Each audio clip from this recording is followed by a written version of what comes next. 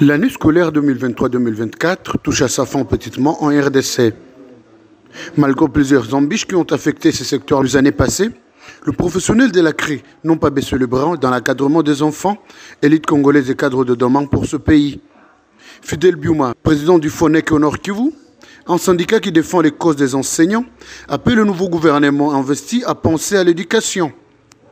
Celui-ci dit attendre de ce nouveau gouvernement le changement du social de l'enseignant. Nous, en tant que les syndicalistes dans la province du Nord Kivu, avec le gouvernement ici qui va bientôt être investi, nous sommes en train d'attendre à ce que notre vie puisse changer. Vous comprendrez, chers journalistes, que depuis très longtemps, nous avons travaillé, mais la vie de l'enseignant demeure inerte. La vie de l'enseignant ne change pas. Et pendant que l'enseignant, c'est quelqu'un qui contribue valablement, même à la formation de l'élite intellectuelle congolaise dans ces pays. Et donc, il revient à notre Premier ministre de pouvoir travailler d'arrache-pied pourvu que dans ce gouvernement ici, l'enseignant puisse retrouver sa place. Puisque vous comprendrez que les enseignants ne cessent de travailler et les autres professionnels dans différents services, même dans les fonctions publiques, les gens sont en train de souffrir, les gens travaillent, mais la rémunération demeure insuffisante. Et donc il revient à ce que le gouvernement puisse faire en sorte que les derniers enseignants trouvent même $500 par mois et par enseignant, et cela pourra nous réjouir.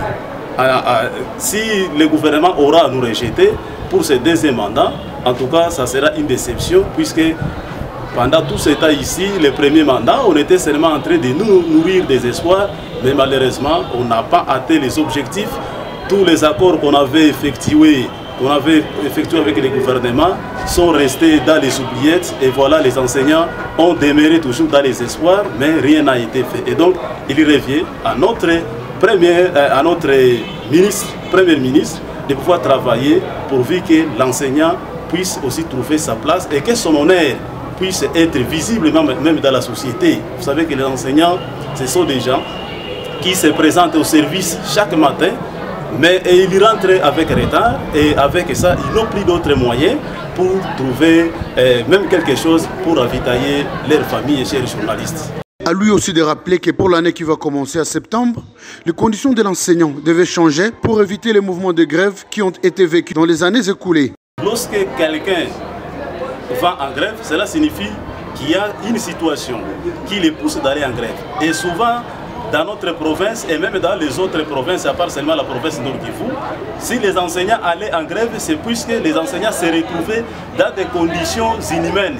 Quand on travaille, imaginez-vous avec les taux de dollars en ces derniers temps, le gouvernement donne à un enseignant congolais, le dernier enseignant, on lui donne 300 000 francs. Si vous prenez les 300 000 francs, vous les divisez au taux du jour, vous comprendrez que ces jours, le dernier enseignant est en train de recevoir $80.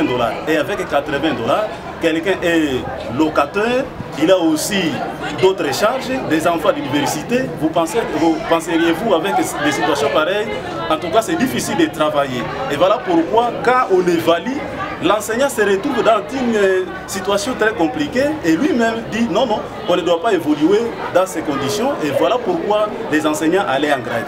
Mais ces derniers temps, nous venons de s'y porter, nous venons de travailler et nous venons de finir l'année scolaire 2023-2024, et nous sommes en train d'attendre à ce que ce gouvernement ici soit investi rapidement pour que nous puissions dresser un nouveau cahier de charges au sein de notre gouvernement, pourvu qu'au mois de septembre, nous puissions commencer dans la quiétude, mais pas avec des mouvements de grève chez les journalistes. Je peux seulement rassurer l'opinion.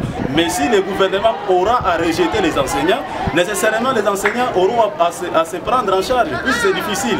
Lorsque les pères jettent ses enfants vont se débrouiller autrement. C'est ce que seulement nous... Pour rappel, après l'instauration de la gratuité de l'enseignement primaire en RDC, le mouvement de grève des enseignants ont été observés et plusieurs accords ont été signés entre les banques syndicales et le gouvernement, mais sans suite favorable. Depuis Goma, José Boulon Foubin Mikendero pour HK2D Télévision.